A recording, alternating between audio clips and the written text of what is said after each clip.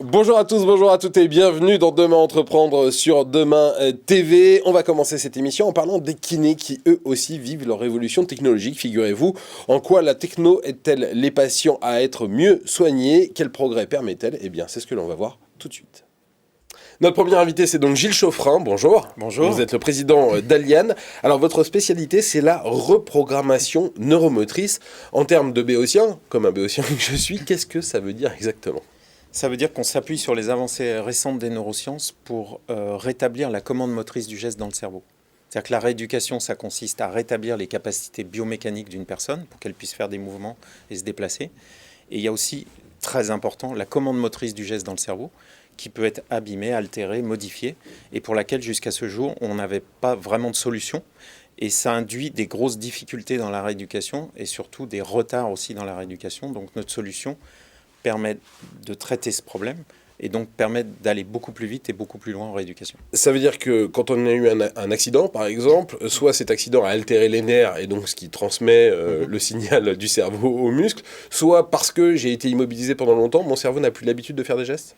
C'est ça. Il y a deux grandes situations que vous venez d'évoquer, c'est-à-dire soit le programme moteur lui-même dans le cerveau a été altéré par un accident vasculaire cérébral, par exemple, soit le cerveau met en place fort légitimement, quand il y a un traumatisme ou une intervention chirurgicale, des mécanismes de protection.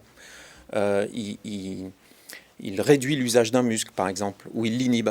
Et souvent, dans la rééducation, il a du mal à se défaire de ces schémas qu'il a mis en place. Alors comment vous faites pour les remettre en place, ces schémas? Comment vous faites pour restimuler le cerveau, finalement? Eh bien, on s'appuie sur les avancées récentes des neurosciences et surtout la compréhension que l'on a du rôle de la proprioception. Et surtout proprioception, alors attendez, il faut m'expliquer ce que c'est. Toutes les sensations associées au mouvement.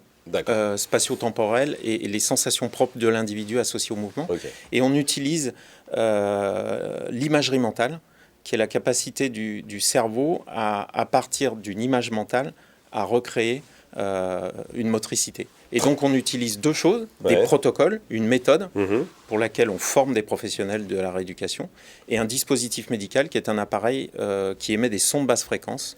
C'est pas invasif, on écoute ces sons avec un casque et qui viennent moduler l'activité cérébrale et activer les aires de la motricité. C'est-à-dire que simplement en écoutant des sons, vous arrivez à réactiver le signal qui va me faire certains gestes. Oui, et bien sûr en les associant à ces protocoles d'imagerie mentale. Vos clients, ce sont qui? Sont les médecins du sport, sont les kinés, sont les ostéos? Nos médecins sont effectivement nos clients sont effectivement des médecins rééducateurs. Des kinésithérapeutes pour l'essentiel, des ostéopathes, qui soient en libéral ou dans des centres de rééducation. On travaille également dans le domaine du sport de haut niveau et dans le retour à la compétition et la réathlétisation des sportifs de haut niveau. Par exemple avec le centre médical de Clairefontaine ou la Fédération française de ski.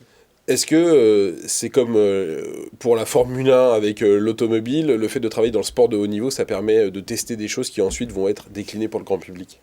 Oui, parce que le niveau d'exigence et le niveau de précision sont plus élevés.